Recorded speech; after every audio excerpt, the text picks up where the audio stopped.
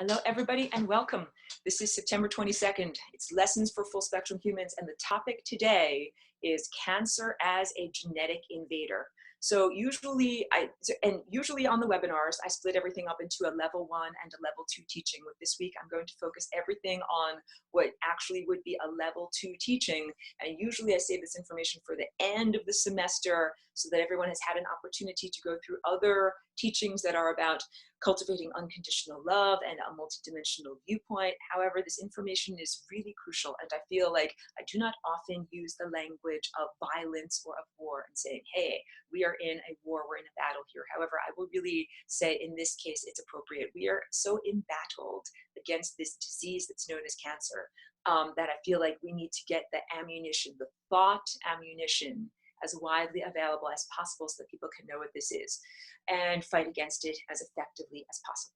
So this webinar is open to the public, and come and participate and share the information. And I released the level 2 lessons that are usually part of the teachable, and they're usually part of tuition. I released them for free on just a YouTube upload. So I'll include all of those links. If you're catching this as an archive, I'm going to include all of those links so that you can access it. Once again, I need to keep my electrons flowing in a wire according to my light bulb over here. And I also feel like it is very important. Good, Jen solved the problem of getting the thumbnails out of there. It's very important to share this information. And you know something? We all benefit. The fewer people that get cancer, the more we all benefit. The more the time field, and grab my little sculpture over here. This time field, the more the time field is healed, because these threads that are cut short prematurely, this is part of unraveling the beautiful embroidery of life. So let me first get into the idea that cancer is not just a random mutation of the body, the way it is often presented in our media or in medical science. That medical science has this idea that cancer is just one mutated cell in your trillions of cells, and it decides to start doing its own thing metabolically, and then somehow that blossoms into a large tumor. And that's not an effective analogy of what is going on, because that's like saying, we get one punk rock anarchist, like with the green mohawk and safety pin in the nose, that says, I don't want anyone to tell me what to do. A true rampant individualist. That is what these cell mutations are like. And let me also characterize it like this. There's nothing inherently wrong with having mutations, and or not all mutations are negative and harmful to the total structure. And the ability to have a mutation or a sudden new format, a new dance in your DNA is not necessarily a bad thing. If that didn't exist, it means that we could at a certain point never achieve new combinations of possibilities. We could never achieve, like if there had never ever been a red flower and there's only ever been white flowers, then how do we ever get that new combination that allows us to have a new color or to have a new experience? So some random quote unquote mutation or some possibility for new things is necessary for health. But the disconnect is the idea that one new thing invents itself, and then it says, I'm self-centered. This new thing says, I'm self-centered. I'm only going to do what's good for me, and I'm not going to do what's good for the rest of the body. And somehow gets a lot of other cells to work together with it to create this tumor that is like a parasite that draws energy off of the rest of the body. To me, that is a mental disconnect, because if you got together a bunch of these punk rock individualists that all have their own crazy look, and you said, okay, I want all of you individualists to all work together. I want you all to mesh together harmonically and achieve a common goal. They would all be like, no, screw you. I want to do my own thing. Get out of my face. So cancer is not just a random cell that's a mutation that then gallops out of control and begins to randomly replicate and form a tumor. It's not that at all. Cancer is actually an entity. So last week in the webinar, I spoke all about the galactic history and the origins of what I call the hack, the repurposing, the distortion and repurposing of the human genetic code into its present format and the vulnerabilities that are in its present format. So people who have been in this class now they're more familiar with that idea, the idea that there's an ideal genetic code or a genetic dance, a series of movements that our genes are making that would be health and vitality and connection to the divine, you know, like the musical score of the cosmos, where we're all playing the right notes and doing everything on the beat, as opposed to what we are presently experiencing, which is a lot of out of tune bodies. That's bodies that experience dis-ease. They are not at ease. They're not playing the right notes, and death. And we see a lot of death. And every time you see death, that's like music that sounds like this. Cover your ears. Ugly music. That's not harmonic sound waves. That is random sound waves. And so death is the end result of not playing the correct notes while we travel through the time field. We're supposed to fly through the time field, making the right notes, saying the right things, having the right experiences, feeling and thinking the right things. And that helps us to avoid the membrane of death and have continued consciousness, which would be like a frictionless perpetual motion machine. So let me now get into the origins of the actual entity that's called cancer. So in the recorded videos, I misrepresented that cancer, the non-earthly entity, was associated with the astrological symbol, like the symbol of the zodiac, that is Cancer. But I really have to clarify, it's the Crab Nebula that is the location in space of these non-physical entities, or where they came from. And I'll give you the backstory that's not in the YouTube recordings, and that's actually part of the constellation of Taurus. So I don't want everyone to be too literal and say Cancer, the zodiac sign, is associated with the crab, and the Crab Nebula are all the same. So that's not accurate. Here's accurate what happened and what's going on. And this comes from my own looking through the telescope, looking through my natural attention-based telescope. This is not from reading any book or finding it out from any other earthly teacher or any kind of thing like that. That just as I've spoken about the occupiers of the interstices, beings that died, they did not die well, they did not return to that central convergence point, and they got kind of trapped on the interstices. So too was there more recently a civilization around the Crab Nebula. I have to now break and tell you that there's different types of nebula. There are nebulae that are planetary nebula. That's like the coalescing dust and gases before a star is born. And then there are nebulae that are created at the end of a star's life, when it kind of collapses into itself, and I'm trying to make the proper gestures, collapses on in and then kind of squishes on out. And these are incredibly violent and instantaneous explosions. So almost everyone on Earth is familiar with atomic bombs that were dropped on Hiroshima and Nagasaki. When those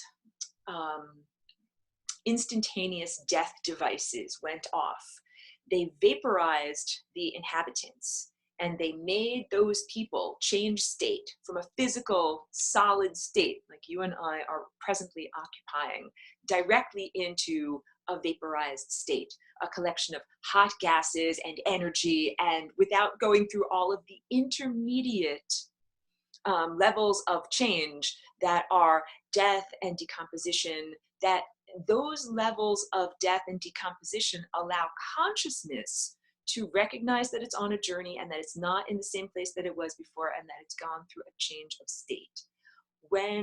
So when nuclear events happen, like what happened at Hiroshima and Nagasaki, it's not merely that death occurs, it is also that death is so instantaneous that the consciousnesses do not have an effective amount of time to be able to process their own death.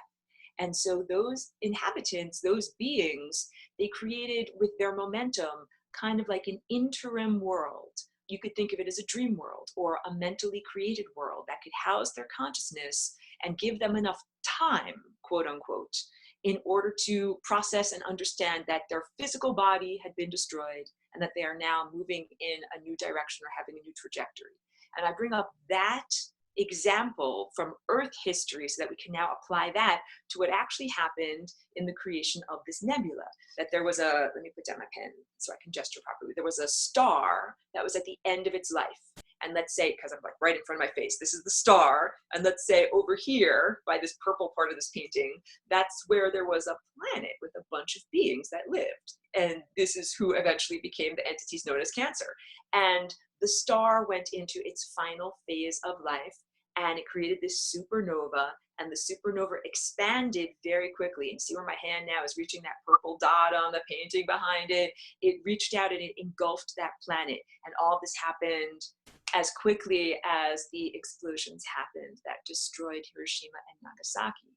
And the inhabitants of that planet were similarly instantaneously killed and vaporized, and they did not have the opportunity to go through those changes and understand with their consciousness that they were no longer alive, and they exist in this kind of interim state, all right?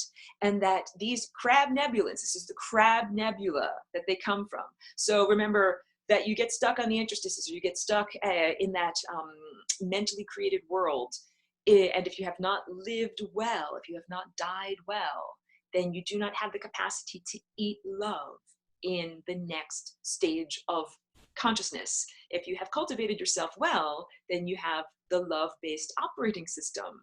And that means that you can access love as your food. If you die, you do not die well and you did not cultivate yourself during life, then you do not have that love-based operating system. And then it is like the equivalent of the ancient Egyptians who have not undergone the opening of the mouth ceremony, or the ancient Japanese myth of the hungry ghost, that these beings that don't have a mouth, like being born into the next world, but without a mouth to eat food. So that's what's wrong with the crab nebulans. They are an entire society that died instantaneously without the capacity to eat love, which is the real food of consciousness. That's what, that's what my consciousness origins consume. That's what I eat while I'm here. That's what I eat when I eat pure sunlight. This is the intended food for consciousness in the world. It's not intended to have to be a scavenger. Now let me get into the idea of being a scavenger. So the crab nebula and the analogy of being a crab, the little creature on Earth, is a bottom feeder and is a scavenger. And scavengers exist as part of the larger ecosystem, as part of the harmonic whole, not something that is bad, wrong, and evil. And they're supposed to exist in order to clean up all of the decomposing stuff that's down there at the bottom that, you don't want to just hang around. Just like a dung beetle exists to feed off of the vestigial traces of consciousness and energy that are still within dung, to help refine out whatever valuable nutrients could possibly be even in a pile of dung. So I'm trying to say, when we get beyond the levels of anthropomorphic judgment, I'm not a demonic apologist, then we are able to see the value of different organisms, like radioactive spiders that eat the sulfur that comes out of lava vents, way underneath the ocean, that there's a place for every single different type of organism. However, scavengers are supposed to be scavengers. They're supposed to crawl around being like, hey, any dead flesh for me to eat? No dead flesh, I'll go somewhere else. So that is not what these crab nebulans are doing. That they literally are using the satanic technology. Wait, Aurora, what are you talking about? You have now brought up Satan. Are you a biblical literalist? No, I am not a biblical literalist. People who have been in this class for a long time know this about me. When I refer to satanic technology, what I'm talking about is non-terrestrial technology, getting my little sculpture, that is used to hijack and distort and manipulate the time field.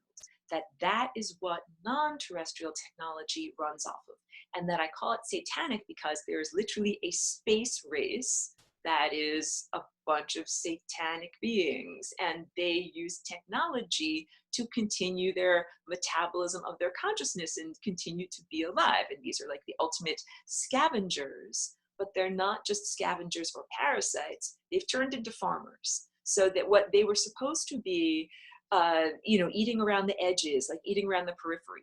Ideally, what they were supposed to be is didactic, like teachers that say, hey, don't go over here, this is death and destruction. Go over there, that's a much better direction. And I'll use my hands as the example. Like if this is the central tent pole, that central core timeline that leads you to infinity, and you're over here on a little periphery of my little pinky and you're going to hit the membrane of death, that ideally the scavengers would be over here saying, hey, if you come over here, we're going to eat your consciousness. Don't come over here. Go on to this place over here where you're supposed to be. But that is not what's going on. So once again, I am not a demonic apologist. I am here to give perspective and insight so that we can all fight more effectively against this. And I'm also trying to give the insight into great composer, like, great composer, why the heck did you create these horrible scavengers that are now eating humans and having invaded this planet?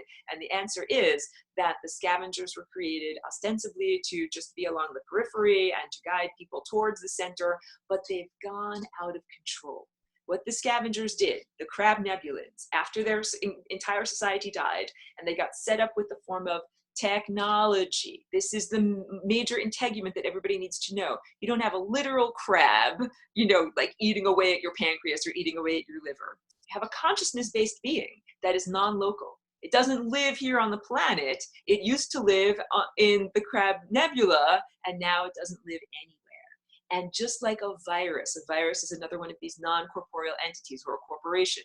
So science describes and defines life as having certain metabolic processes, like being able to eat and metabolize food and responding to stimuli and being able to reproduce and you know, a bunch of other things. And basically viruses can't eat and they can't reproduce. So if they need to do those two things, they hijack your cells and they tell your cells, give me all your resources that you ate and then reproduce more of me. This is not what is supposed to actually happen. This is also like corporations. Corporations are non-corporeal entities. And I'll get into the collaboration between the crab nebulans and corporations in a moment. So the crab nebulans would not be able to effectively harvest human misery without this form of technology that allows them to effectively hijack the human code. Let me bring up a picture and I'll scroll. I know I squint and scroll. Hold on a minute. I want to get a picture of DNA.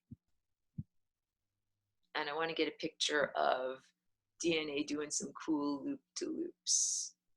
All right.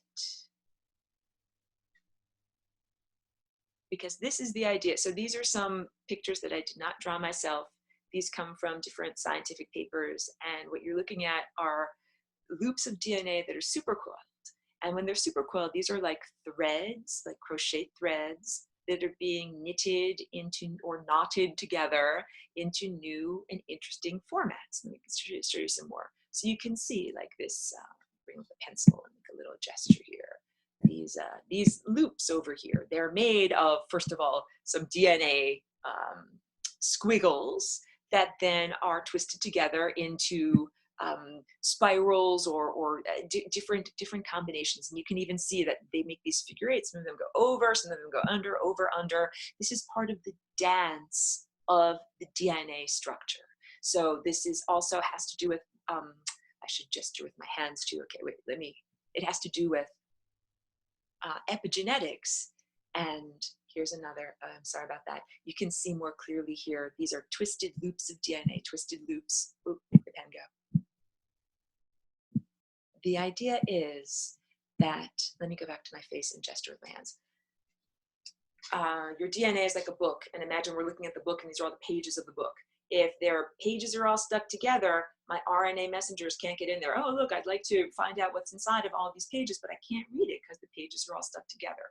And now if I unfurl the DNA, then I'm able to, oh, now my RNA messengers can get in there and read all of that information.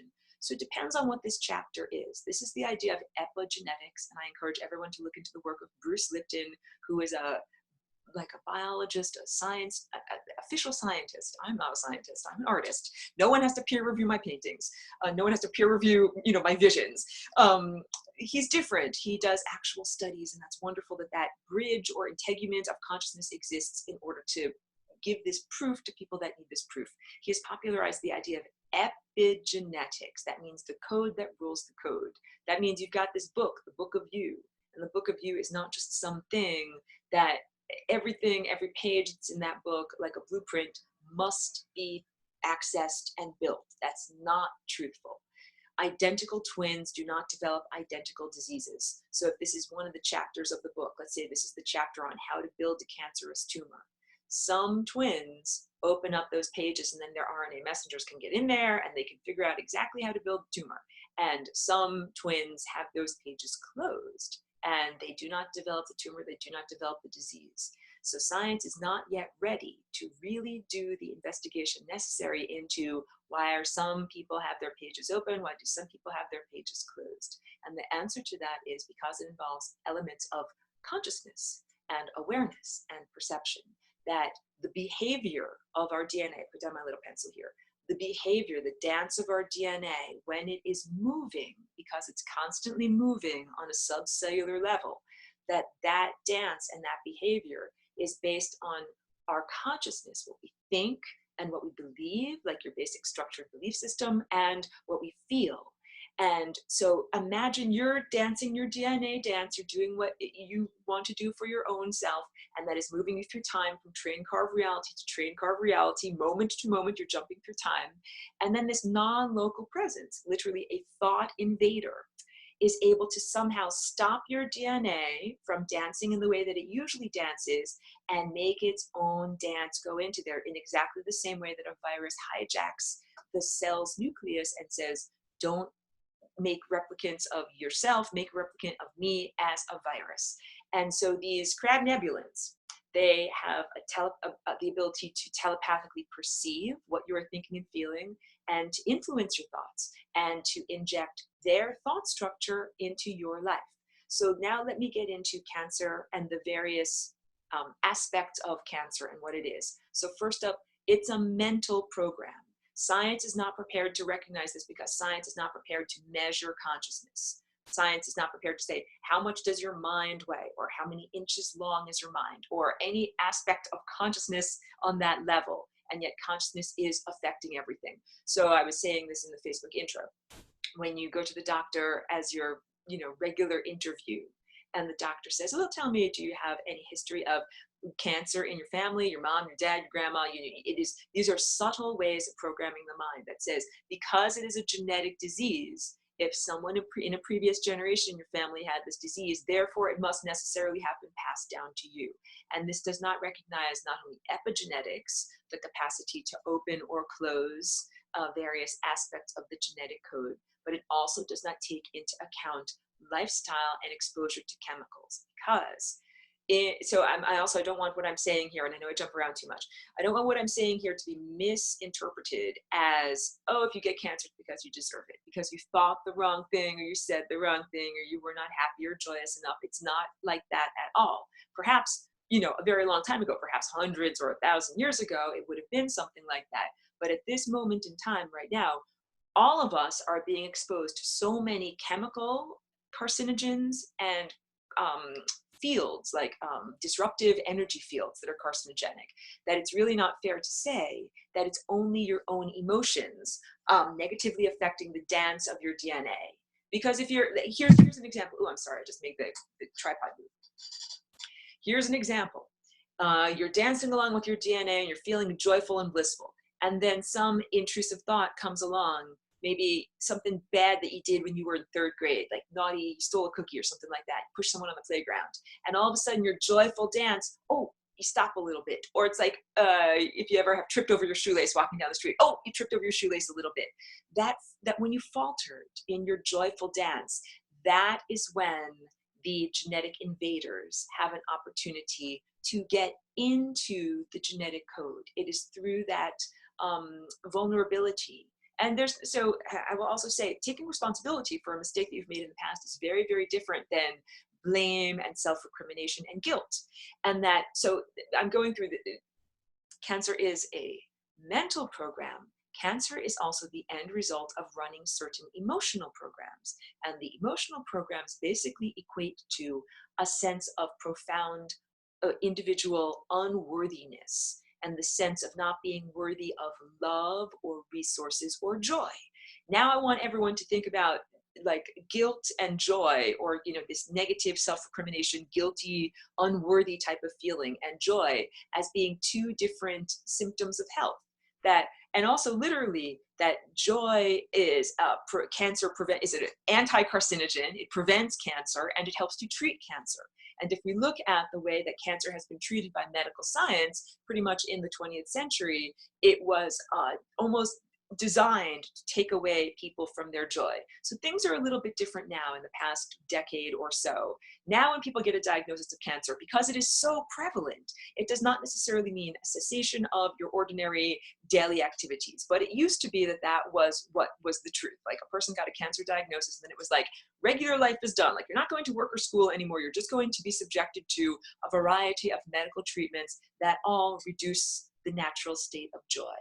That's what the radiation and surgery and chemotherapy all do to the patient. And it's the antithesis of what we actually need to do to people that have gotten cancer. Because first there was the emotional vulnerability. So if I draw, here we go. If we say, oops, let me grab my pen, hold on a second. Here we go. If we say, here's your DNA and you're dancing this wonderful, joyful genetic, epigenetic dance. You got your joyful dance going on there. And then let's say this color over here of light blue, that these are like the crab nebulins. And if you falter in your dance, they're like, oh, I'm going to make this part of your DNA over here go all hinky jinky and do what I want you to do. And that, because I'm trying to say, this is not just the random mutation of one cell that suddenly decides to start doing its own thing and then gets many other hundreds or thousands or millions of cells to join in it to do its own thing. It's an actual concerted program from this non-terrestrial entity that is a scavenger that has turned into a farmer. So in order to farm the negative emotions, the crab nebulins, they're like, wait, I have to somehow keep my non-physical society going. Like they've got an economy, just the same way that everyone here is like, oh, I have to have my job and get enough money for my rent and my electrons flowing in a wire. The crab nebulins are like, oh, I need to make certain to get enough human misery to feed my family and all of my little demonic babies and send my demonic babies to college. Like this is what I'm trying to say. The crab nebulins, it's not even that they are just a residue of consciousness of the beings that existed. Imagine that those beings in that self-created dream world, that is just the continuation of their culture, they dream that they have babies. Then they've got even more mouths to feed. So then it's not enough just to be a scavenger. Like if we need 10 units of energy to keep the crab nebulins alive, they're like, oh wait, I just had 10 demonic babies. Now I need millions of units of energy to keep my babies going. And so that is why they turned from being mere scavengers into being farmers. So those crab nebulins have been working in collaboration, but really in collusion with earthly corporations. And earthly corporations, this is a relatively new invention of like the past 100 years or so, that these are non-physical entities and they basically create carcinogens and carcinogenic contexts on the planet for humans to be in. That humans are intentionally subjected to carcinogenic chemicals and molecules and aspects of radiation intended to make the cells of the body go awry. And they don't just go awry in uncontrolled mutations, they go awry in targeted mutations that then work together like a team. So that's the mental disconnect. It's not just some random crazy thing like, oh, you got exposed to some kind of molecule and then the cells of your body just went crazy and went hinky-jinky and started to attack you.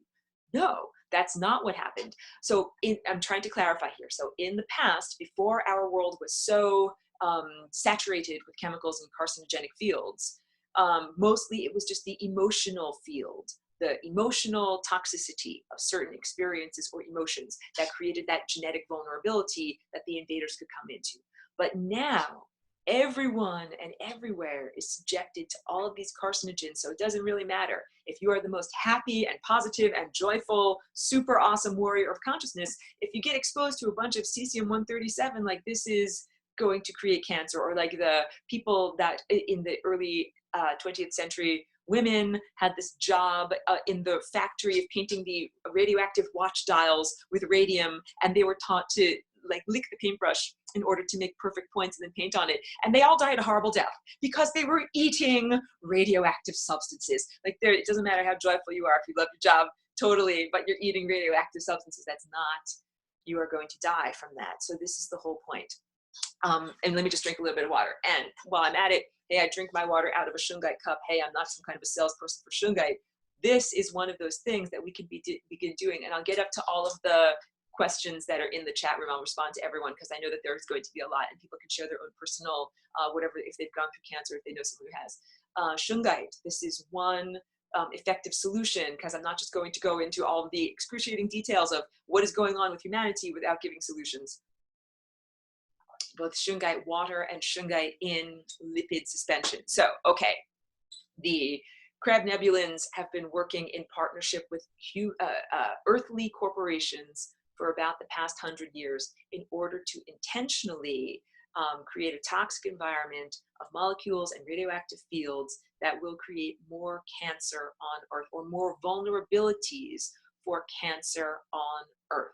And that is because these scavengers aren't happy to just exist on 10 units of energy, that they have now even expanded. They're even more embedded than they ever were, and that they feel that they need to be farmers of consciousness and feed off of this misery. So also, you know, if this is mentally disturbing to find this out, or emotionally perturbing to find this out, like, that's an appropriate emotional response, because this is horrible, horrible news. I think everyone in this world either has friend, family member, or beloved pet that has been eaten or consumed by cancer, and that this is what this is. So it's a mental program, the existence of cancer and its inevitability, and that they think, oh, because it's genetic, it's going to get passed down from your mommy or your daddy down to you. It's an emotional program, and the emotional program has to do with guilt, or a sense of unworthiness, not being worthy of having access to either joyful energy, the energy of life force, you know, and vitality, or the energy of physical resources like money and having a place to live, or having access to medical care. And there's a variety of reasons why that is in there. Cancer is also the spiritual attack, that this is a literal energy. If we have these, let me just hold up my little etching over here. We have these non-physical energy centers that surround and interpenetrate our body. And these are the energy centers or chakras of the body. So what we're literally having is an energy battle between the beings that would like to disturb this. This would be like the perfect music that we're supposed to play, to disturb these perfect notes, or our challenge as musicians to play these perfect notes. And so, yeah, if we all, let me just put this thing down properly. Okay, hold on a second. If we all were perfect musicians, then cancer could never get a foothold, and it wouldn't have the capacity to get into us. But again, I don't want this to be misinterpreted to say, oh, that guy over there deserved cancer because he wasn't a perfect musician. Like, it's not some kind of a, you know, retribution from the cosmos because you were a bad person. I don't want this to be misinterpreted in that way at all. I do want humans on Earth to really recognize that this is a genetic invasion. And I use the example of, like, there's all these Hollywood movies like Independence Day or any War of the Worlds, anything. It's like invaders came to your planet. What do you do? Well, the truth is invaders have come to this planet, and they are affecting friends, family members, and beloved pets. That cancer is literally an invasion, and that this is a war. Let me drink more water, because then we'll get into the treatments that are promoted by medical science that are not effective, and the treatments that actually are effective. So, and let me just check. Hold on a second. Okay, I'm doing really good. So the treatments that are effective are all about cannabis. Hold on, let me put down. I know I got so many things that I'm holding up here. So it's not merely by coincidence or a nonsensical, disconnected series of events in the world that the chemicals that create cancer and carcinogens are incredibly all pervasive in the world, and that the substances that prevent cancer have been made illegal or almost inaccessible or very expensive or difficult to find. So cannabis is a very effective tool or form of ammunition that we can use as beautiful multicellular biological beings to protect ourselves from carcinogens and to treat effectively if people get this disease. So I mentioned that part of the cancer program is reduction of joy, that when people were in the past were diagnosed with the disease, then they had to have all sorts of medical treatments that were extremely debilitating, and that took their emotions into a very depressed state, and that then makes them even more vulnerable. And if you look at the actions of chemotherapy, that it suppresses the body's immune system and it takes away from life force energy in the body. It is the antithesis of everything that you wish to do. Like if you want to heal a person, then you look at why that person would feel unworthy of love in the first place. So now let me get into cannabis. And I'm a huge proponent of using cannabis for treating and preventing disease. And here, let me also, this is my green juice, and it's separated out a little bit, but here's what I do. I take these leaves that I'm lucky enough, I got these from a person that donated them to me because haven't had time to start my own garden here. So these are usually not considered a valuable part of the plant. Usually what is considered valuable is the part that is dried and smoked, which is the flower. These are like the solar collectors of the plant. And again, they are mostly considered to be suitable for mulch. But to me, this is as valuable, let me put down my little juice here, hold on a second. This is as valuable as gold, because what you can do is you can take these leaves and run it through an ordinary juicer, like the way that you would juice apples and carrots. I even add apples and carrots. And when you do that, there are cannabinoids that are in here that are fatty acids, and they circulate around the body, but they do not enter the brain. And now I'm going to get into, and I'll grab my little pencil, and don't worry, I haven't stopped. We'll get into this. I have a lot of information to share. We're going to talk about THC and THCA. So THC and CBD, these are cannabinoids. I mostly use CBD because that is some of the anti-epilepsy, anti-seizure aspect to the plant. However, both of these chemicals are essential and effective for fighting cancer. And that has to do with, let me just get a little different color here. If this is a cell membrane and this is a cell membrane, there are two different types of receptors. That's like little locks and keys on the cell membrane. So these bright, light blue little receptors, that's for THC. Like here, we'll make THC light blue, and then have that green. The green little locks and keys, that's for CBD. So there's different receptors, and not every kind of cancer has the same receptors. So there are different needs for different patients. And now I got to get into when the plant is raw. When the plant is raw, the fatty acids are unheated, and they have this little acidic molecular aspect to it. So if this is, I'm just very generalizing, if that's the shape of the molecule has this little extra acidic quotient to it. And that little extra acidic quotient, it makes it so that it cannot cross the blood-brain barrier and get into your brain. And I'm going through all of this molecular science type of explanation in order to get everyone to understand that there is a big difference between the raw juice of the plant, or raw truffles, and its effect on the body, and the heated aspect of the plant, which I am definitely a proponent of the use of both of these. However, I fully advocate for anyone to be able to drink the raw juice. So wait, let me get my juice. I'll tell you all about it. Wait, here's my juice. Okay, so what I do so I'm a patient, and I live in California. We're allowed to do this legally, and California is also a state where now it has gone recreational. And so theoretically, any household can grow 8 plants. And I advocate for anyone to do this. Grow it in your garden and juice it like a vegetable. You pick the large leaves, run it through your juicer, and then I put it into a little ice cube tray and I freeze the ice cubes. So that's what's actually gone to the bottom. Let me swirl things up a little bit. Here, let me mix it up a little bit. I don't know if this will work properly. And then the rest of the juice that I have in there is, apple, mango, some good kind of sweet stuff, because the cannabis juice can be, depending on the strain that you are drinking, sometimes it can be peppery, like it can burn your mouth a little bit, like black pepper. Sometimes it can be a little bit bitter. Sometimes it can be very chlorophyll-y, kind of like wheatgrass.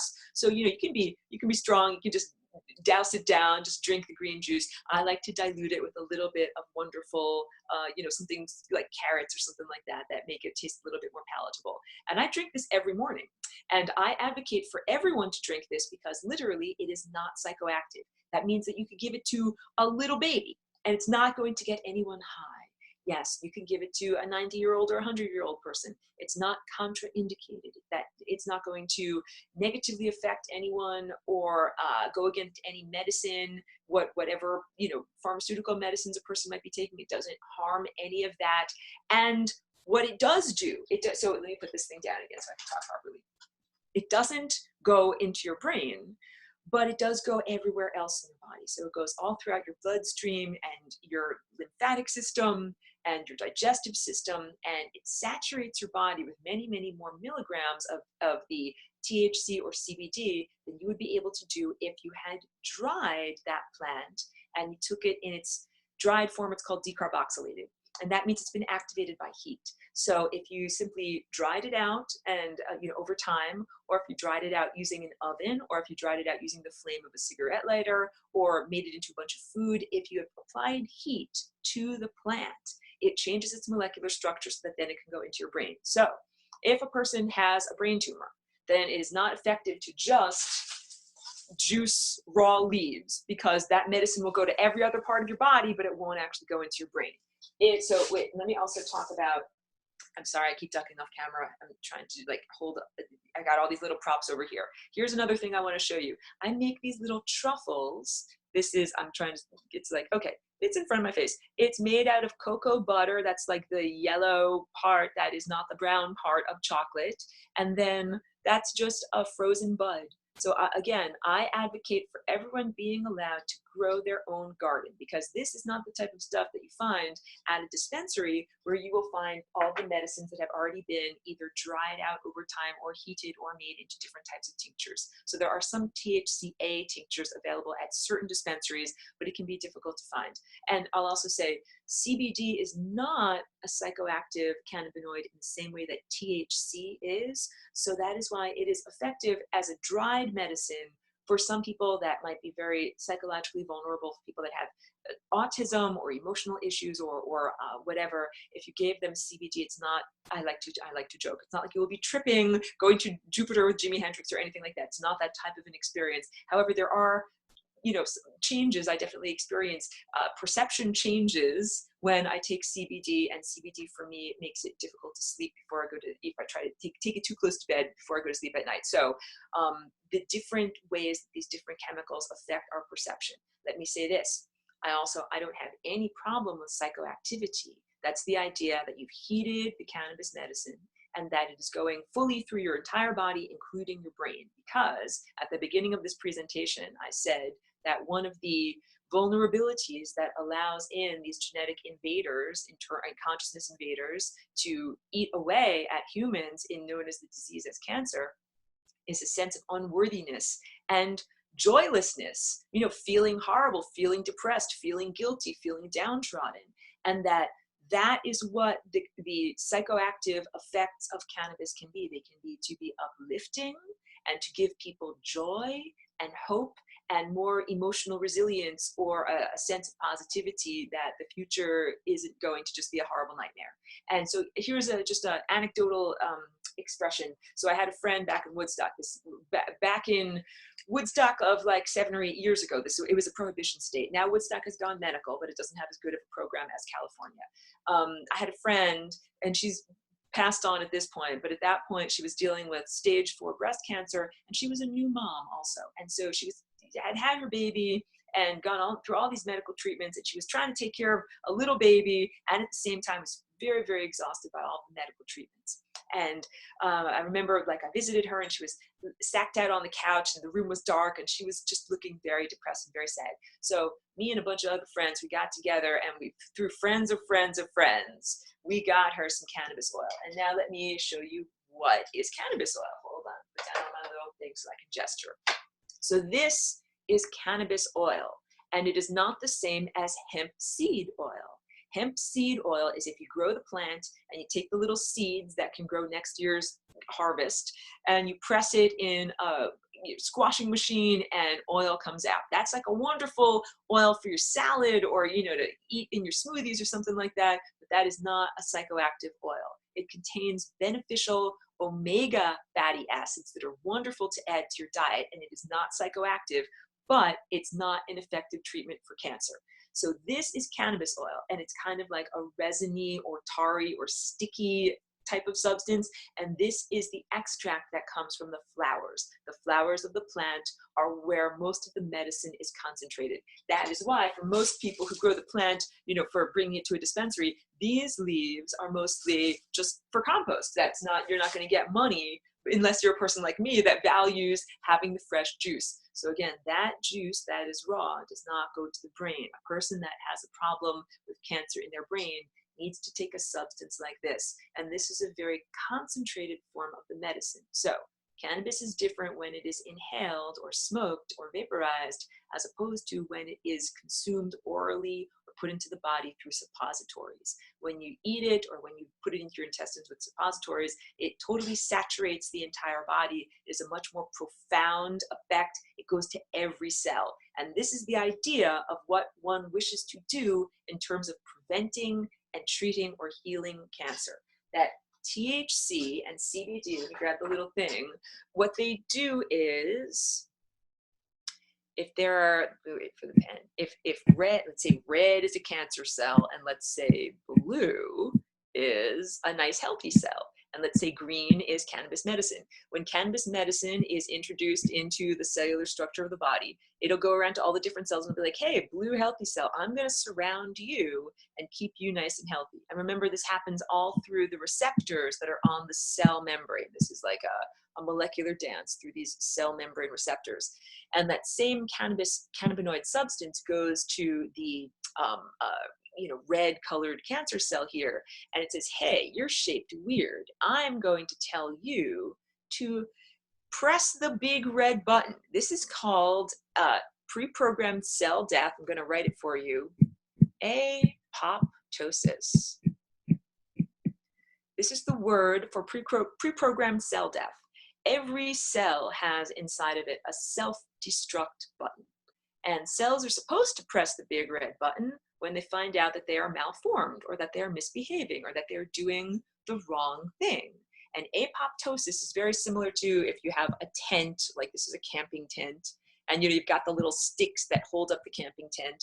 If you take out those sticks, here, let's erase out the sticks, and then all of the fabric falls down together and it doesn't have anything to be able to hold on to. So the cancer cell, has these different structural supports inside of it.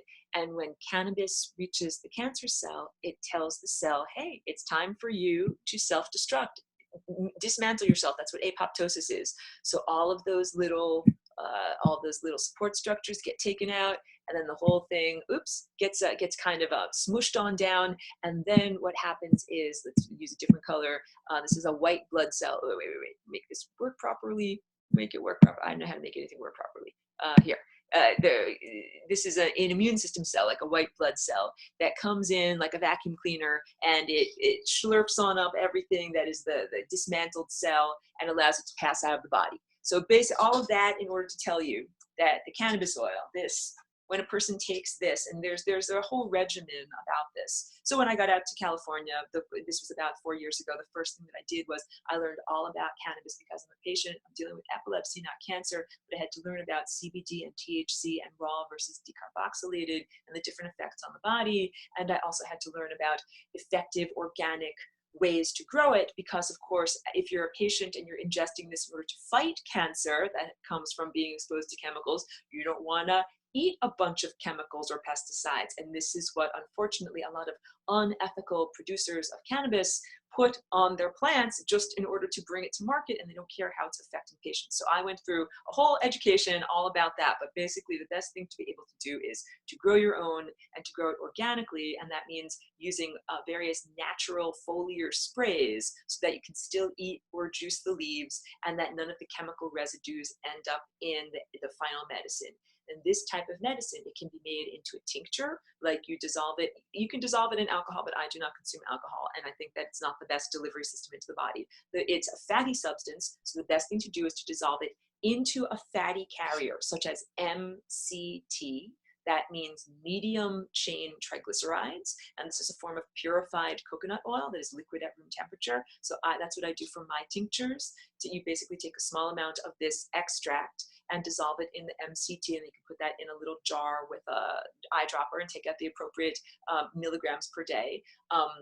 You can also dissolve it in, any fatty substance, any oil, an oil like olive oil or something like that.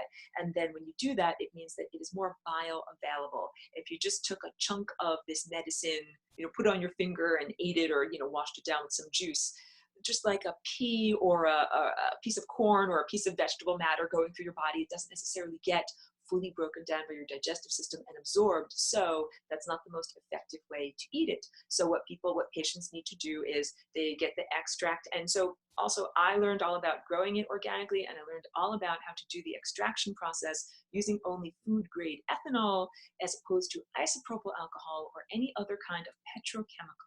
That this is, again, it goes down to the ethics of medicine production, even though I know that there are some people that use petroleum products like butane in order to create their extracts. And what that means is, because you have a large amount of plant material, like let's say many ounces or a pound of plant material, in order you then take all of the medicine and concentrate it out and turn that into something that a patient can eat. And basically what you're doing is getting rid of all of the chlorophyll and the plant fiber and all of the stuff that is the bulky stuff that's just the carrier for the medicine. So this is like taking away all of the filler and refining out only the very effective medicine and fatty acids that your body needs. So some people use petroleum-based solvents like butane in order to do that, and sometimes it leaves behind tiny parts per million, which again, this is not the best thing in the world to be exposing your body to, because butane and there's hexane and other things that are left behind as tiny trace contaminants that you don't want to be exposed to. So the best forms of medicine are ones that are extracted with food grade ethanol or carbon dioxide. Those are both very clean. And the idea is also that the plant has a concert of many different chemicals that are in it. And instead of just refining out one particular chemical, all the plants work together like a symphony, like I'm always talking about the symphony of life and the symphony of the musicians, that there are various different waxes, fatty acids, and terpenes. And what is a terpene? A terpene means something that smells good or smells to us. So, a lemon or a citrus has terpenes in it. It's that smell of the orange skin. That's a terpene. And terpenes actually help your body, your cells of your body, to have the cannabis medicine go more easily, the lock into the key more easily. They are agonists. So this is why, again, it is desirable to get the whole plant medicine, whole plant extract, just like doing a lot of these other types of herbal extracts, like if you're doing chamomile or whatever, rosemary, some kind of thing like that. Your body benefits when you take the entire concert of what is grown in the plant and extract all of it together. This is a concentration of all of the singers in the chorus, not just one. So there are CBD isolates that are available that you can say, okay, let's talk about the laws. Let's talk about the laws, okay? So basically, corporations own our lawmakers. This is the problem. This is why this substance that I'm holding, oh, you can see what the texture is like. It's kind of like thick molasses, like it will drip out if I hold it at that angle for too long. That this substance that I'm holding, I'm legally allowed to have it, and I'm in an area of the world that is legal, where it is legal to own this, but not everybody in the world is legal to own this. And so the reason for that is that corporations own our lawmakers, and corporations have as their agenda creating a carcinogenic world, not making available to humans the protection and antithesis healing substance of those carcinogens, the anti-carcinogen known as cannabis, that they want to make certain that it is not available to humanity. So that's why the laws are set up the way they are. I need to drink a little bit of water here. That's not, there's not accidental at all. It is highly intentional. So this is very deep, actually. It goes into many deep levels of our society. Yeah, and I'm going to get through, Star Walker is agreeing with me, and I'm going to flap my moving mouth parts a little bit more, then I'm going to go into the chat and respond to what everyone is saying, because I'm kind of on a roll here. This is the idea that this substance can replace so many different types of pharmaceutical medicine. So this is also why I'm a huge cannabis advocate, because I see that we don't actually have a healthcare system I'll just do a brief soapbox and get up on the soapbox. If you elect me, this is what I will do. So having access to healthcare should be like buying a cable, you know, your cable TV or your phone subscription or whatever. That the whole idea of insurance is a scam. The insurance company is set up in order to say, hey, we're going to get 10,000 people to be on this plan, but only 3% of them are actually going to get sick and need to go to the hospital and actually, you know, make use of this. And everyone's going to be paying us, but only 3% of the people are actually going to get sick and need to use the doctors. And that's like saying, okay, if it's a cable company, we're going to sell all these subscriptions, everybody's going to get all these different channels, but only 3% of the customers are actually going to be expected to tune in and watch TV. We would say that's not what consumers, that's against, you know, what consumers would want, because if you pay for a service, you deserve to be able to access that service. Pay for cable TV, you should be able to watch those channels all day long, every day if you want to, not just, oh, you know, maybe if you're lucky. But that is what the insurance companies literally gamble upon. The idea that if so and so many people are participating in an insurance pool, that only a certain percentage of them are actually going to break their leg and need to have an operation to fix it up, or only a certain percentage are going to need to require services at that level, and that everyone else will support that. And that's total scam. That's not what's supposed to be going on. So and that's, I'm down off the soapbox now. Thank you for that. So yeah, that's part of what we need to change in structuring our healthcare system. But I'll also tell you this, at this point, the healthcare system is so profoundly corrupt in terms of our lawmakers are owned by the insurance companies and the pharmaceutical industries that work together with the insurance companies and the corporations that create the disease, that I think the best approach, or my approach, is to simply be outside of the system. So not to be too personal, but I used to be in the medical system a lot. I had to, because I had epilepsy, I had to take pharmaceutical anti-epilepsy drugs, and that meant that I had to pay high monthly premiums in order to be able to afford incredibly expensive monthly prescriptions, like monthly prescriptions for these epilepsy drugs. I remember it was $888 a month. If you have to pay that much just for your medicine, just to stay alive, then you will happily pay whatever, $460 a month for your insurance premium, so that you don't have to pay that much for your medicine. None of that works. It just levels of insanity. So I learned that I could take care of my body effectively by growing my own plants in my garden and learning how to make all the tinctures and medicines that I needed in order to stay healthy and alive. And that is what I do. That's why grabbing my juice, that's why I drink this as my breakfast in the morning, and I eat my raw truffles, and I have my whole little regimen. I should drink this. That's why I have my whole little regimen of all these things that I do. I consider this to be worth more than gold, because this means that I don't have to be part of that whole slavery system of being in the insurance world and having to go to the pharmacy for my monthly prescriptions and go to doctor's visits and get liver tests. I don't have to do all of that, because I'm able to use medicine that I grow in my own garden, or that I can get a collective to grow for me, and that is effective. I'll tell you, that's not only truthful for something like epilepsy or a neurological problem. A lot of type 2 diabetes, the diabetes that is developed later in life due to exercise, diet, and other autoimmune issues, can be treated effectively with with cannabis. Diabetes can be treated effectively with cannabis. Same thing with a lot of autoimmune diseases, that a lot of people that suffer from multiple sclerosis, rheumatoid arthritis, and any of these other, like eczema, the raw juice is incredibly helpful, because what it does is it goes to, like I said, saturates the entire body, and it is anti-inflammatory. So I've had to learn that epilepsy is partially an inflammatory response. Brain inflammation gets seizures from brain inflammation. So eating a low glycemic and anti-inflammatory diet is part of it. And then the raw juice helps to prevent inflammation. And there are so many diseases that are created by inflammation in our present world. And then also the diet that most Americans eat is highly inflammatory. Now I'm going to get into a little bit of history. Our diet in this country used to be less inflammatory because we used to feed, before World War II, our animals this. We used to feed it to our pigs and our chickens, and especially our dairy cows, and it was called silage. And if you take, so silage is on most commercial farms, they take a whole bunch of plant material, and it can be cannabis or hemp leaves like this, or it can also be, green, like meadow, a collection of fiber meadow stuff. And it is slightly fermented. That's what silage is. They put it into big giant piles and it kind of ferments it and breaks it down a little bit, and like along the lines of kimchi or some kind of fermented sauerkraut, making it more available to the animals. The animals eat it. And then it means that the cow's milk has the wonderful essential fatty acids that are anti-inflammatory, and the flesh of the animals also. It's pig feed. Hemp and cannabis, the leaves and the parts of that were not fiber, like the hemp was grown for the fiber, the leaves were considered not useful. They were fed to pigs. And that in some places in Nepal and the Far East, it is still known as pig food. They didn't even understand that it can have psychoactive effects when it's dried. So this is the whole point.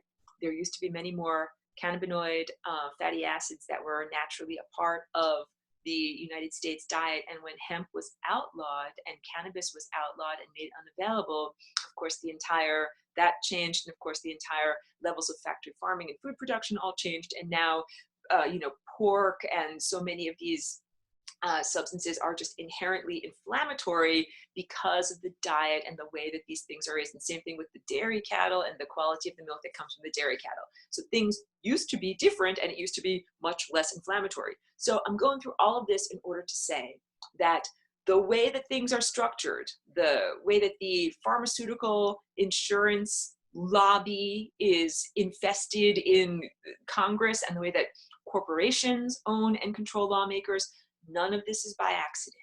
I've said that I'm trying to get everybody on board, watch these videos, learn about the origins of this, because this is literally a war.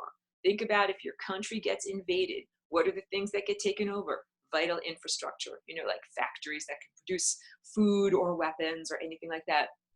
Our planet and our genetic code has been invaded, and vital infrastructure has been taken over. The food supply, the availability of medicine. So, basically I'm trying to say that I encourage as many people as possible to use cannabis as their medicine and not to have to take part in the pharmaceutical and insurance-based medical aspect of the world.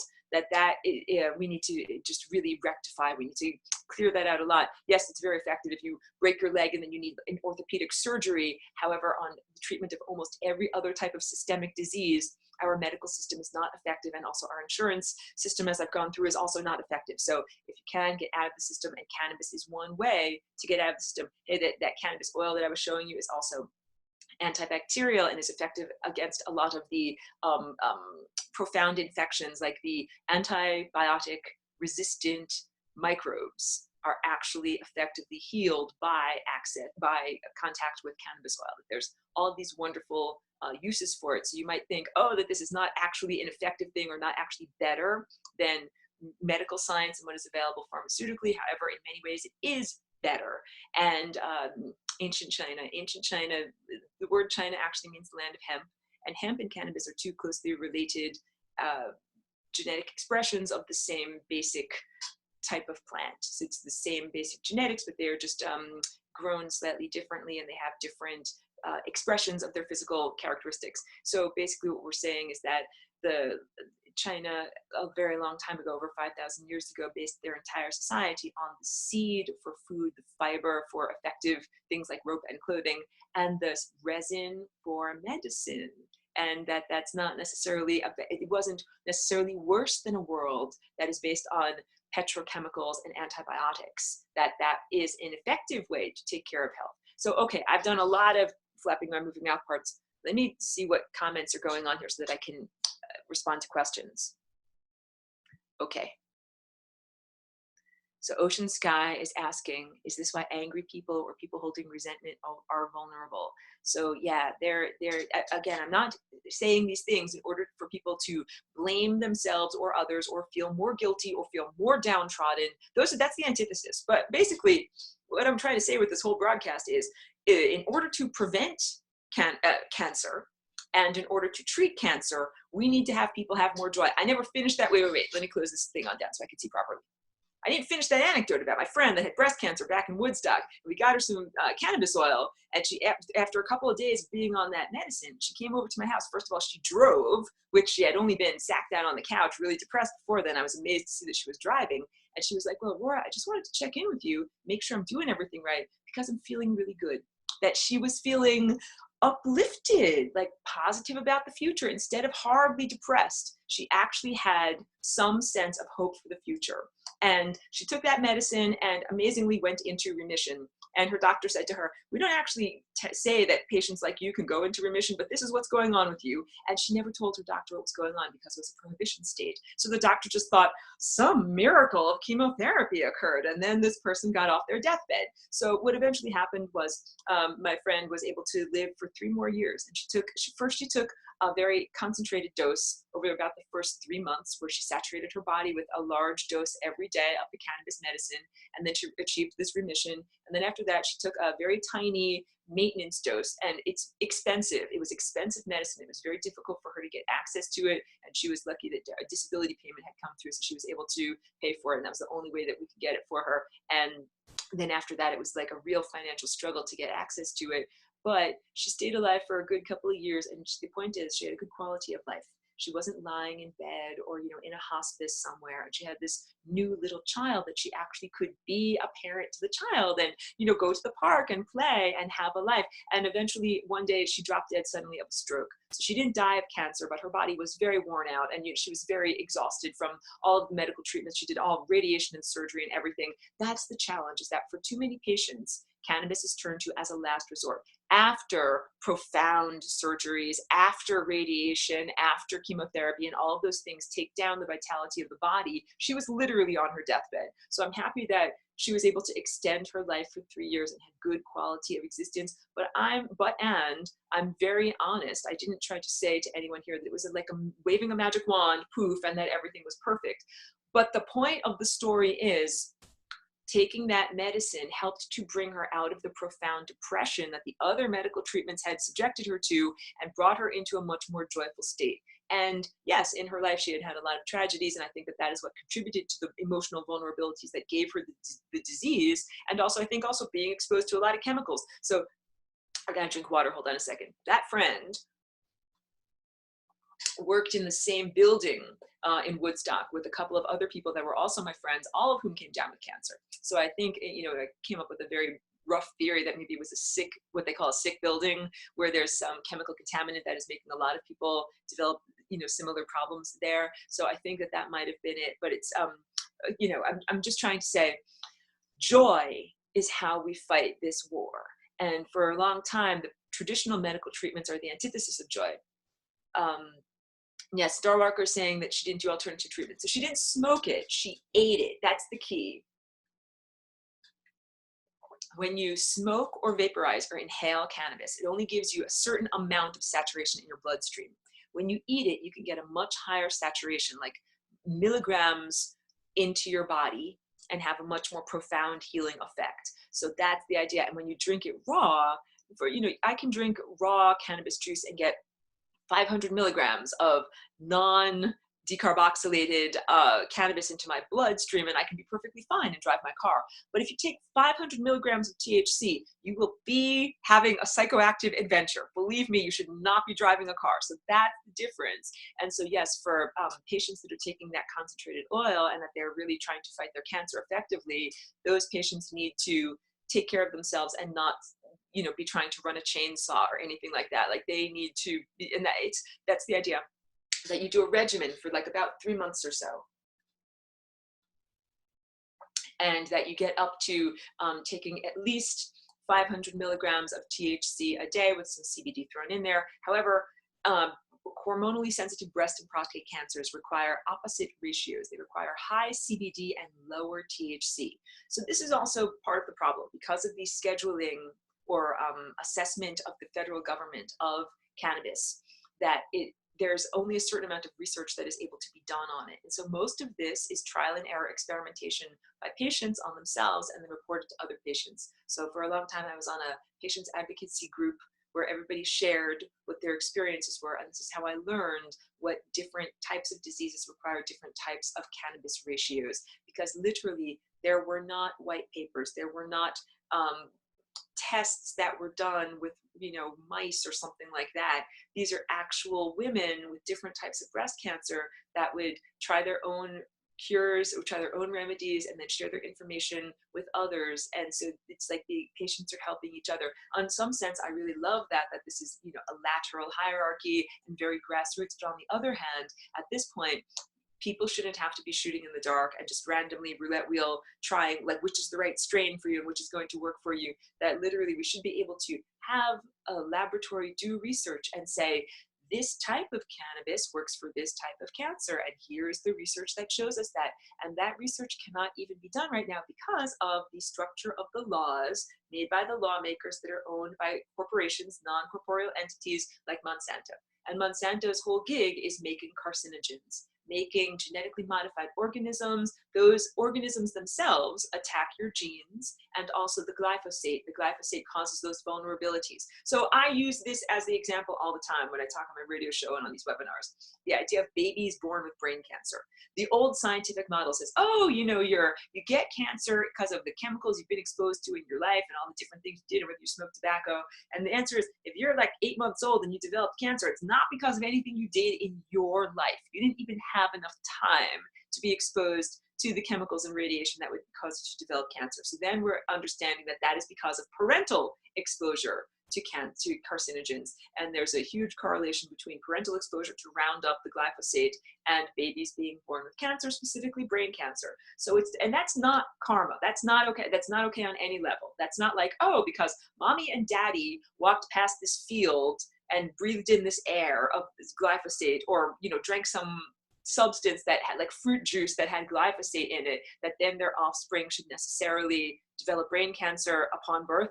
None of that is right to me, like in terms of cause and effect and learning and the didactic qualities of the cosmos. Remember I said these crabs, these scavengers are supposed to be semi-didactic, like having a preventative effect, telling you when you're going in the wrong direction. That's like a little tiny child that never even had a chance to learn what is the right direction. It's an attack. These are not didactic helpers. These are attackers of consciousness, and they are literally eating away at our friends and our family and our pets. So wait. Cultivating joy is essential, and that's part of it. It's part of the when people eat cannabis, again, basically what happens is the endocannabinoid system gets kicked in.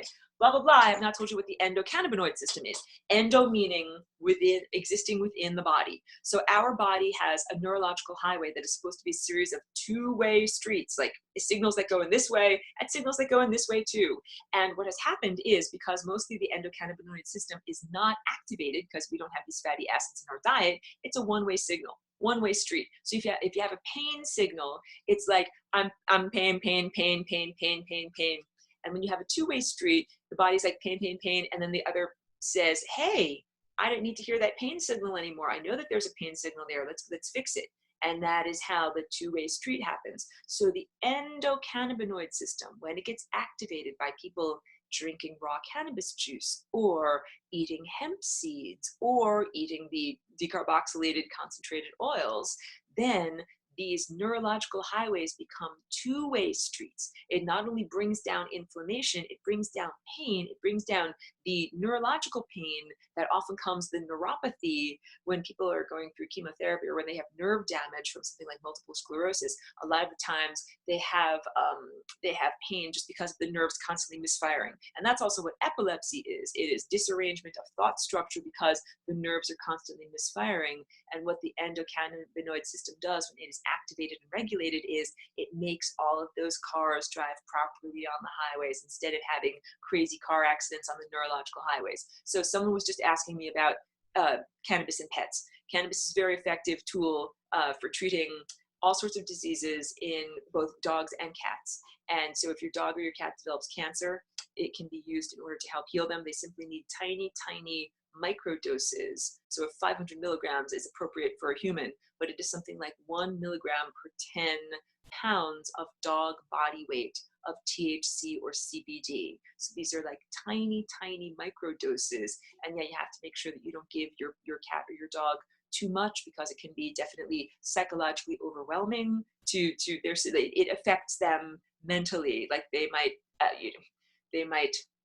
feel like they're floating or dizzy or have any of these problems that are of being disconnected from reality. So it's really essential not to give them too much. However, it's a very effective tool. And okay, one more thing on that cannabis oil, it is not contraindicated that if people are doing traditional chemotherapy and radiation or surgery, that's fine. They can do all of those things and do cannabis oil or juice at the same time. These are, they work together. So it's not one or the other, because I know that there are a lot of people that have difficulty making the cognitive leap from the idea that pharmaceutical or chemical-based or petroleum-based treatments are not necessarily a good cure for this disease. They might still be, it's a mental program. The mental program says your mommy and daddy had cancer and now you have to take this chemical in order to really heal yourself of cancer. And a lot of people can't quite jump over all of that programming. So they're still participating in that program.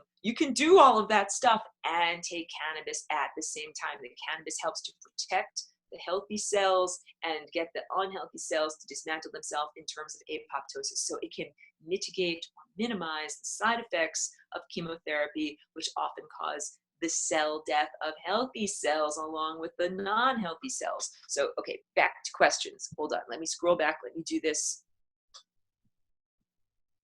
Okay. I know, lots of scrolling. Hold on a minute.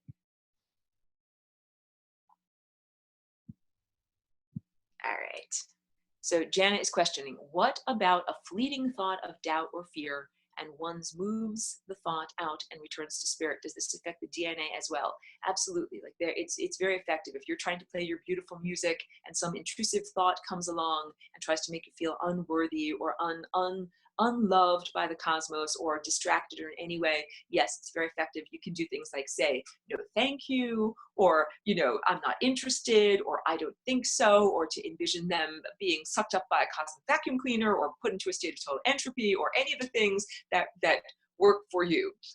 Yeah, it doesn't necessarily mean that you're going to develop cancer. That it's not just one thought. It's basically a lifetime. And not to criticize my friend, but my friend that I used as the example, she developed cancer really because of profound feelings of guilt and loss. She had a previous child that had a lot of disabled, was very profoundly disabled and ended up dying, and she still carried with her a profound sense of loss and grief about that. And I think that was part of the emotional vulnerability that allowed cancer to catch a foothold and grow within her body. So Ocean Sky is asking, why does the sun sign cancer have anything to do with it, or does it not? I'm trying to clarify in the recorded lesson that I've been sharing with everyone. I think that I misspoke or misrepresented the symbol of crab and Cancer, the sun sign, as being associated with the Crab Nebula. And it's not. The Crab Nebulans live in an area of the sky that we would actually calibrate to the constellation of Taurus. So it's not that literal. It's not like that. However, the Crab Nebulans, I do see them as these type of scavengers that are very similar to the crabs that live on Earth. And that's why I use that. Joelle is asking wonderfully, is there a way to use like a joy firewall to all of the carcinogenic inputs? And maybe that's what FRL is. I love you. I love the way you're thinking. And yes, that's exactly what that is. So each one of, I do what I call encrypting my DNA. And I feel this all the time. I feel it when I'm playing music. Like I start to get into the groove. I'm like, oh, this is wonderful. This sounds great. And then there's intrusive thoughts and they try to steal the joy. I'm like, no, thank you. You're not allowed to steal my joy. And sometimes it can be an embodied human. Like where I lived in Humboldt, I remember playing some music and having the outside neighbor's kid be like, quiet down, I don't like your music. And be like there will be, everyone's a critic. There will be critics. Don't let them steal your joy.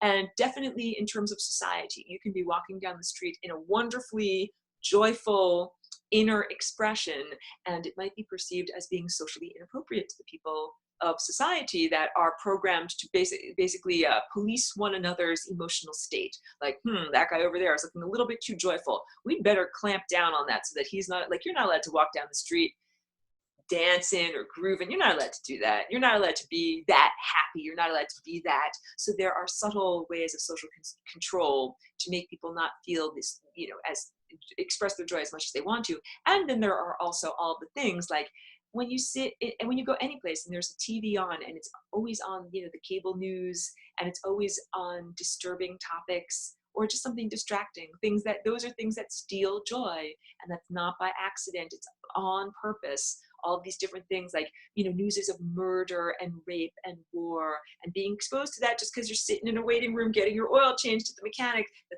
these are ways of stealing the joy. Okay, all right.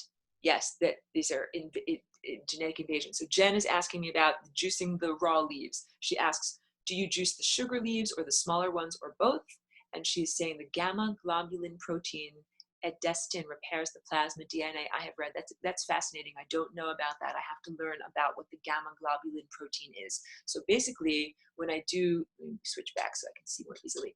When I do the juicing, these leaves are just the large fan leaves. These are just the large, like, solar collectors, the photosynthesis leaves. These leaves are just, sometimes they're this big, sometimes they can be as big as your entire hand, like as big as a dinner plate. And they don't really have very much sticky medicine visible on their surface. So they have a lot of medicine in them internally in terms of these raw cannabinoid chemicals. So, I mean, the truth is, if you took this bag and you dried it out and you rolled it up into a giant cigar and smoked it, you would not get very much of a psychoactive effect. There's not that much of that type of medicine in these leaves, but there's other wonderful medicine. And if I juiced this entire bag, I would end up with a little tiny amount of, you know, very concentrated green juice. So you now understand that in order to drink a cup of juice, it takes a lot of leaves every day. It can take 40 or 50 leaves off of a plant every day in order to get enough medicine into the body. But also, this is like what we're supposed to have access to. It should not be something that is difficult to find at all. It should be something that is sold in the produce section of our stores, like you can go and get bananas. You should be able to go and get a bunch of, you know, CBD leaves or a bunch of fresh hemp leaves that you can put in your juice. It should not be something that is so illegal or proprietary or difficult to find. Okay, back, because I know that there's so many things that people are talking about here. Okay, Serdar is saying that he asked God to heal him and show him the ways of how to heal, and that he did help him. And that was, I mean, yeah, absolutely. That real healing is based about consciousness. And I really do believe that. And when I say, okay, so cancer itself is a mental program. And just like hypnotic suggestions have triggers, you know, someone hypnotizes you on stage in Las Vegas and says, when you hear the word Godzilla, you will think that you're a chicken. And so Godzilla is your trigger. Well, humans are hypnotized. They're hypnotized by the media. They're hypnotized by, you know, doctors in the medical establishment for this expectation of being vulnerable to cancer. And this hypnosis happens. It's on billboards. It says something like 1 in 3 people will experience cancer in their lifetime. Like anytime you read one of those statistics, that is a hypnotic suggestion. And you can choose about whether you participate in that. You can, you know, choose about whether you ingest that program. And then the triggers, like the version of like when you hear Godzilla, you will bark like a chicken, is all of these things like the pink ribbons that says run for the cure, or any of these little symbols of, you know, the anti-cancer, the Cancer Society, any of these symbols. These are like little hypnotic triggers. And I see those freaking breast cancer pink ribbons on everything these days, and a lot of the products that have the pink ribbons on them are carcinogenic products themselves, that they contain things like sugar or alcohol or artificial chemical colorants that no one should be eating because they themselves are carcinogenic. So the substances that they're on are carcinogenic, and the thought structure is meant to encourage cancer. So this is that's private. I don't have to say everything. That's you guys are totally welcome to chat privately in the chat. Starwalker is saying, I've spent 50 plus years doing self-learning, basically undoing a lot of emotional damage. And they're saying they're a slow learner in this life, blah. But you know something, I think that is a worthy endeavor, or a worthy place to place your efforts. You know something, the only thing, each one of us, this is your quantum scientist, and this is your laboratory. Your body is what you own. Your body is like your own petri dish, and we are all here having this learning experience. But like I'm saying, the crabs at this point are not didactic. Like we don't need to, that in another time and place, it was like, oh, if you do the wrong thing, if you think the wrong thoughts, then you get cancer. A lot of people are doing the right things and thinking the right thoughts, and they're still getting cancer. It's not fair. It's not right. Wait. So hold on a second. Before I get back to this, I know I focused a lot on just talking about cancer as prevention and treatment, but I want to talk a little bit more about shungite. So Cliff High has a really wonderful video, and blah, blah, blah. I'm talking really fast to get all this information in here, that basically the people that lived in the mountains in Russia where shungite occurs naturally, hello Annette, good to see you, that the shungite was in the water supply there, and it has certain amount of potency by being water soluble. But cannabis is very similar. If you just try to dilute those chemicals in water, you will only get a very, very minimal amount. They are not very effectively water soluble. And if you drink water that's like this shungite cup, the water that's been in there, molecules migrate into it, they go into the water, I drink the water goes into me. However, cell walls are lipid based, and they are often hydrophobic, meaning that water doesn't go into them or touch them or go into the middle of the cell. That the things that enter into a cell most effectively are things that are lipid based. So just grabbing this over here, this is powdered shungite that has been dissolved in coconut oil, a lipid-based carrier. You can also use something like olive oil or whatever works for you. And that is shungite that is food grade, not just any old shungite, because some shungite has inclusions in it that you might not actually want to eat. And what we're actually going for are fullerenes, or aspects of carbon molecules that are shaped like a carbon-60. That's Bucky Fuller made these Bucky balls, and that there are molecules that are carbon-60 and they're naturally occurring in shungite, but most of they are not naturally occurring. So there's some question about how they showed up there. And basically, experiments were done on mice, giving them the lipid-based shungite powdered solution, and it effectively protected them against all sorts of cancer-causing radiation and chemicals. The scientists kept on trying to give the mice cancer, and the mice simply kept on refusing to get cancer. So I want all of us to be like those mice. So yeah, you can take a few drops of that tincture a day. You can also drink out of shungite. Shungite internally helps to prevent and protect your organs and prevent you from developing cancer. And so they're saying that it has an antioxidant quality and that it actually can help to mitigate the effects of radiation. And also, when you eat cesium-137, this is the byproduct of the nightmare that's going on over at Fukushima. These are actual little radioactive particles that come into the body, and they go into the calcium of your bones. And that the shungite, when it enters your body effectively, can replace that cesium-137 in your bones, get the radioactive stuff out, and the shungite goes in there and replaces it, and actually has a mitigating effect, preventing radiation. So these are, you can do cannabis oil, you can do shungite. There are so many other things you can do. I spoke about the chlorite. Chlorite is not NaCl, sodium chloride. It is chlorine dioxide. And chlorine dioxide, this is also not the same as chlorine that you put in your pool. However, it does have a cleansing effect. When you put it into water and you drink it, it goes into your bloodstream. It does have a cleansing effect against pathogens. And another aspect of cancer, and I spoke about this on a previous recording, is the Immaculate Cells of Henrietta Lacks. This is a book. This is also a movie. You can check it out and research it. Is the HeLa cell line. This is a replication cell line. HeLa. You can do research about this. Basically, it comes from scrapings of a cancerous tumor of a woman in the 1950s who was named Henrietta Lacks. And that is the basis upon which we grow all of our vaccines. So if you have had any vaccine since the 1950s, it was grown on the cell line that's based on a cancerous cervical tumor. And what's special about her cells is that they don't die. They're immortal. Usually when you put a bunch of cells in a petri dish, they'll only live a certain number of generations, then they die. Pre-programmed cell death, apoptosis. But her cells were special. They kept on living and replicating endlessly. This is what cancer does. It doesn't listen to the apoptosis signal that tells it to stop growing. So if you've been vaccinated, it's very likely that you have these immortal cells in your body, and taking that chlorite, or that's ITE, chlorite, or chlorine dioxide, these are two words for the same molecular structure, helps to clear the immortal cells out of your body. And I know someone was just saying something to say, we are all immortal. So yes, you know something, we want to have our own cells be immortal and have your own DNA encrypted. And that means, I say this all the time on this, I have my tablet here. It's encrypted to my thumbprint. If I press my thumb on that little sensor, then I can open up my machine and type my emails and speak to the world and say, this is actually Aurora saying this. And so just like that, I encrypt my DNA, I encrypt my intentions. I say, no one else is allowed to come into this body, my quantum laboratory and do experiments with my DNA against my will. I encrypt it, and I even sometimes envision, you know, a series of numbers and letters and characters, like, you know, you have to put in your keywords on your computer.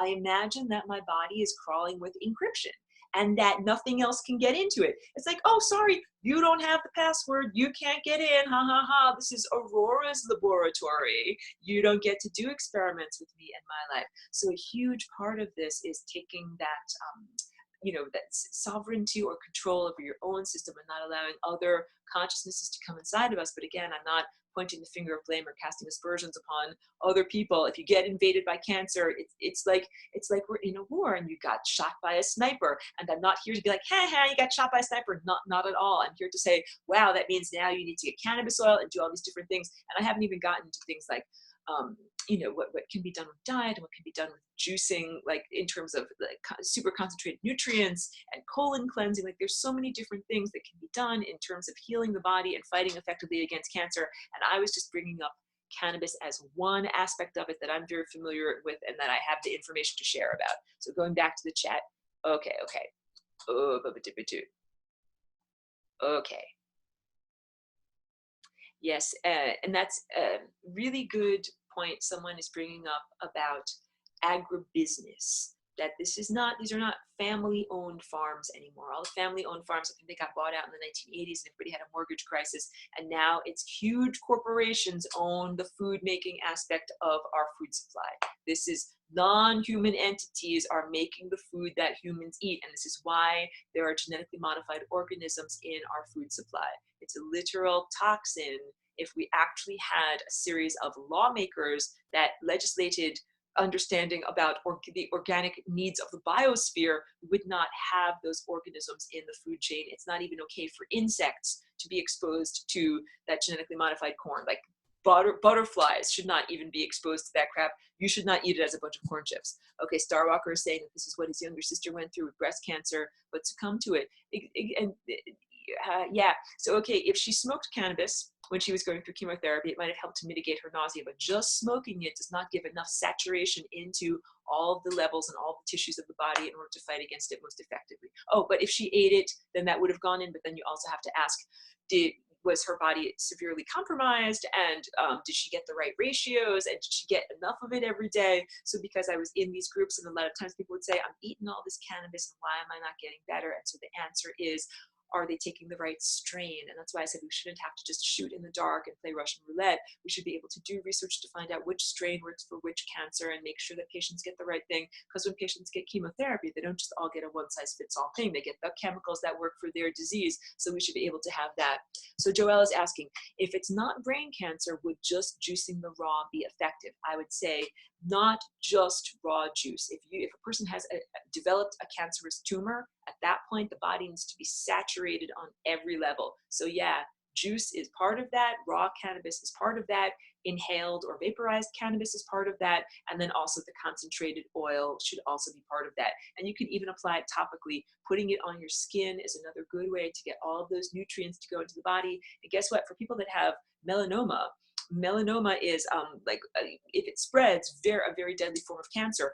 Putting the cannabis oil on the actual, cancerous, expressions on the actual skin is an effective thing. So not only eating it, but for people that have melanoma, to place it on the actual cancerous sores, and that you can turn this into a skin cream, and it is like a protectant against melanoma. In the plants, THC actually protects against excessive UV exposure. It's one of the reasons why we can understand, why did nature develop this? Because it helps to protect the plant from too much sun. So I actually dissolve some of this into jojoba oil, which has a natural skin protectant, SPF quality, and I put it on my face and body if I know I'm going to be outside in the sun, and I protect my body from cancer in that way. I don't use regular sunscreen. I use jojoba oil that has THC added to it. So that's another one of my things that I do. Okay, so Jana was asking me about pets. I don't have any like written information to access, but I will tell you that for both cats and dogs, cannabis is safe. And you can also use CBD against dog anxiety, that a lot of times they feel afraid when they hear thunder, or if they have separation anxiety, you can give them tiny microdoses of CBD and it helps them out profoundly. And for THC, it is 1 milligram per 10 pounds of dog body weight. If you have a little tiny dog, you give them the tiniest amount of tincture possible. Okay, so Joelle asks, how can the occupiers of the interstices steal joy if they can't eat love? So what they do is they take this high note, here's joy, joy, joy, joy, and they degrade it until it's more of a low note like this.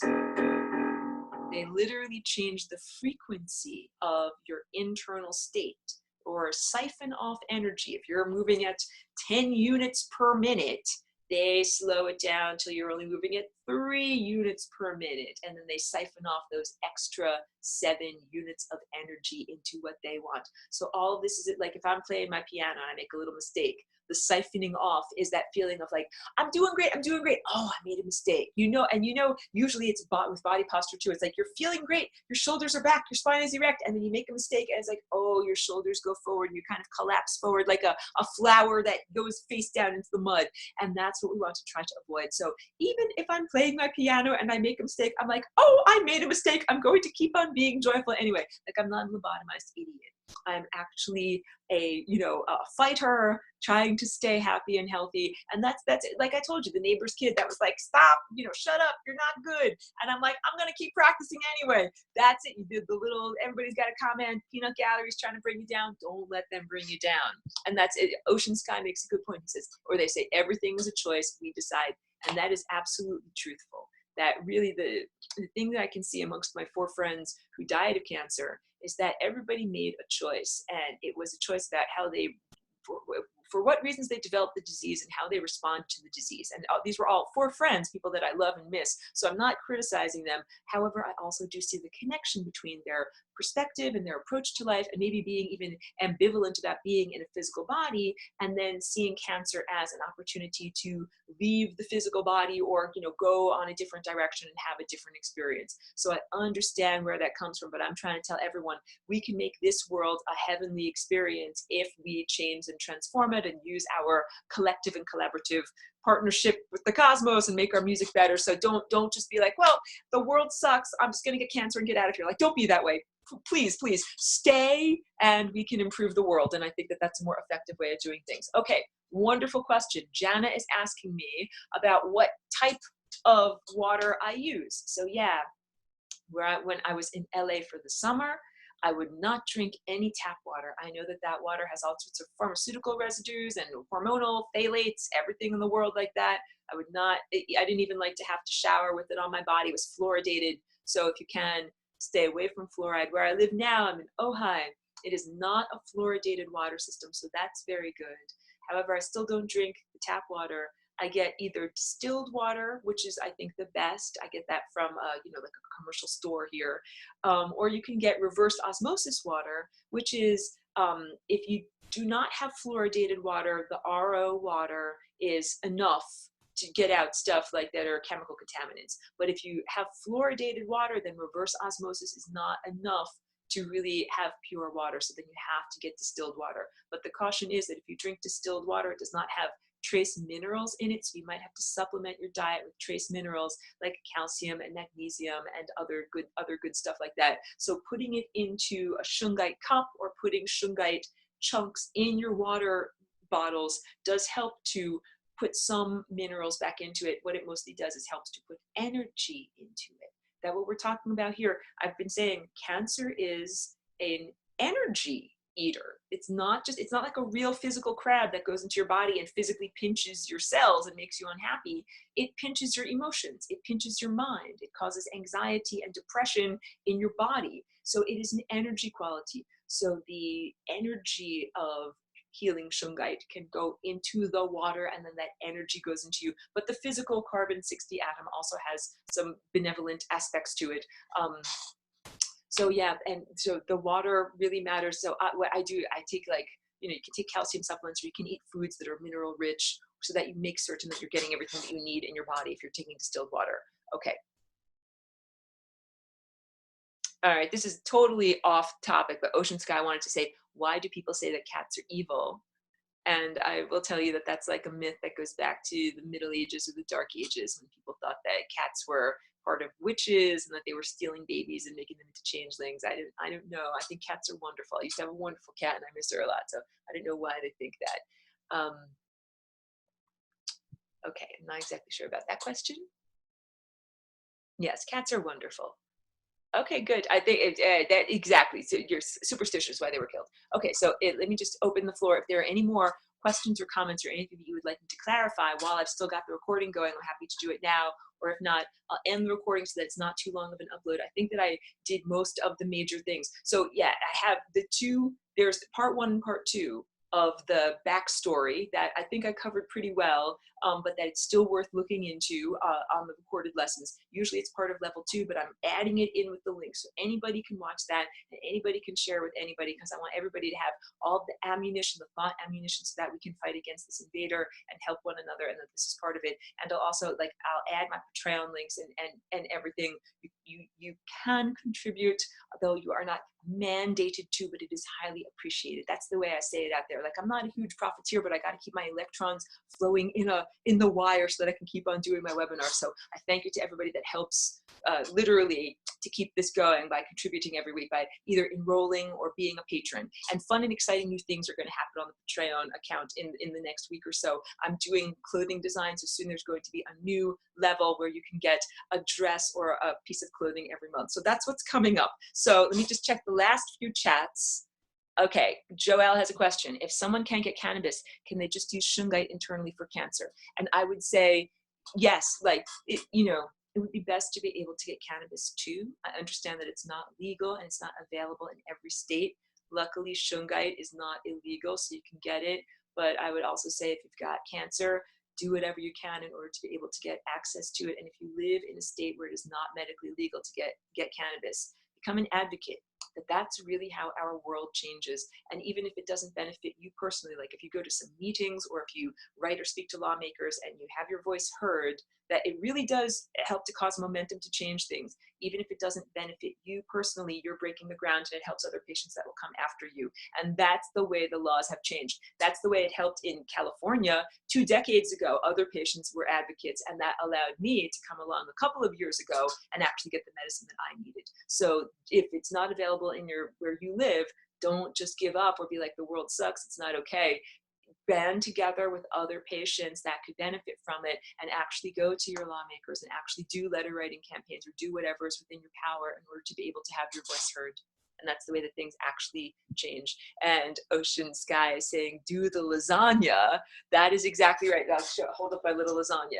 This is something that does not require any growing season. You don't have to wait for the weather to be just right. You don't have to spray it with any kind of organic foliar sprays to keep it alive. However, it does require practice. It's just like singing or being a runner or being a piano player. I don't think that it's fair to expect yourself to be an instant virtuoso or to be an instant marathon runner. So it is effective to say it takes time to learn how to dance like a flying rainbow lasagna, and we definitely can transcend any of these vulnerabilities in terms of disease or developing cancer or healing cancer in terms of navigating the time field.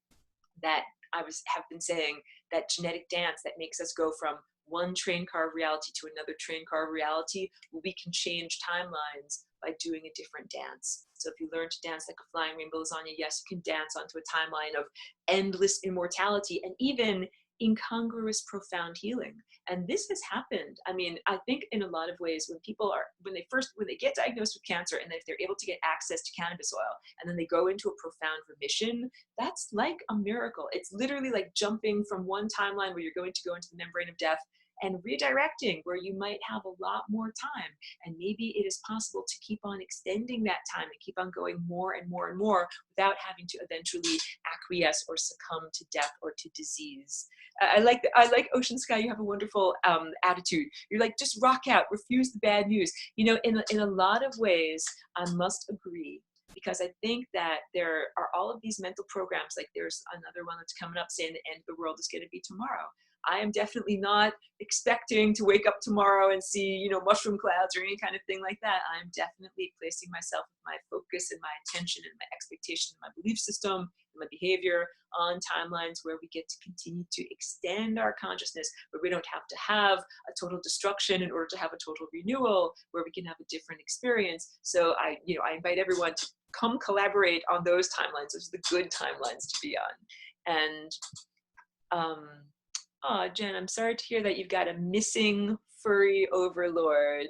I don't know if he's missing, like passed on, or if he is missing, like he got out and escaped, and you know, you're looking for him around town. But yes, I profoundly miss my own little furry overlord, and it's their family members, and we are connected to them in consciousness. So yes, when cancer affects anyone, you yourself, a friend or a lover, family member, a pet, it's literally an attack, and it's literally, you know, something that takes away. But if your cat or your dog is sick, it takes away from your own joyfulness and your own capacity.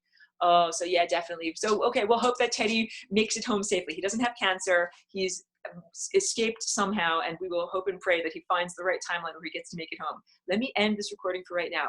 My profound thanks to everyone who tuned in, everybody who has participated with their own questions and consciousness, because even just exposing yourself to these ideas changes the entire music.